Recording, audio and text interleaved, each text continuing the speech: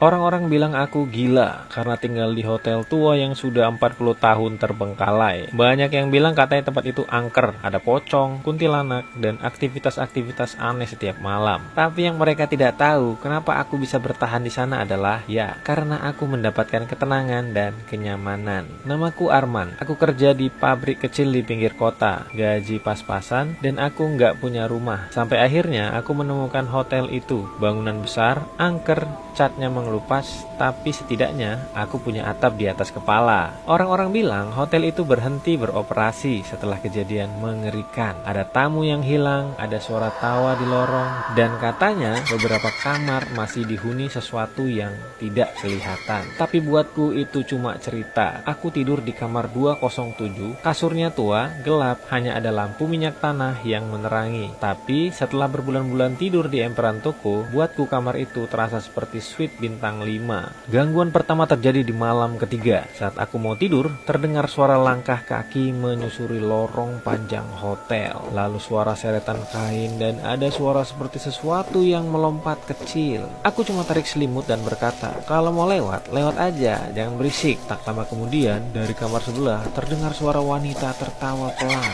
dingin, panjang, melengking. Aku membuka mata sebentar, mendengus. Dibilangin kok malah ketawa sih. Hanya ada suara angin yang membalas. Aku cuek dan tidur lagi. Semakin hari gangguan makin intens. Pintu kamarku sering terbuka sendiri. Lalu ada bayangan putih meloncat-loncat di ujung koridor. Kadang ada rambut panjang terjuntai dari ventilasi kamar mandi. Suara ketukan di pintu jam 2 pagi. Suara seorang berbisik di belakangku saat aku sendirian. Bahkan pernah satu malam, seekor pocong masuk ke kamarku, berdiri di pojok ruangan. Aku cuma melirik sebentar dengan suara lelah. Bro, kalau mau ngajak main mending sama yang lain geh. Capek kali aku. Entah kenapa malah hilang sendiri. Hantu-hantu itu bingung melihat aku tidak takut. Seolah semua usaha mereka gagal total. Dan jujur aku merasa hotel ini justru lebih damai daripada dunia luar. Sampai suatu malam saat aku pulang kerja, aku menemukan sebuah pintu besar terbuka di lantai bawah hotel. Pintu yang selama ini selalu tertutup rapat. Di dalam ada ruangan bekas dapur, berdebu, gelap, dan di tengah-tengah ruangan itu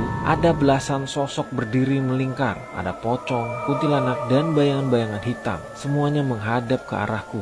Aku menelan ludah, bukan karena takut, tapi karena akhirnya mereka memutuskan memperlihatkan semuanya. Dan salah satu kuntilanak itu maju ke depan dan dengan suara serak berkata, "Hei manusia, kenapa kau tidak takut?" Aku tersenyum pelan, bukan senyum menantang, tapi senyum tulus. Lalu ku jawab pelan, "Iya, karena di sini baru pertama kali aku merasa punya rumah." Dan anehnya, sejak kalimat itu keluar, semua gangguan berhenti. Pintu kamar tidak pernah lagi terbuka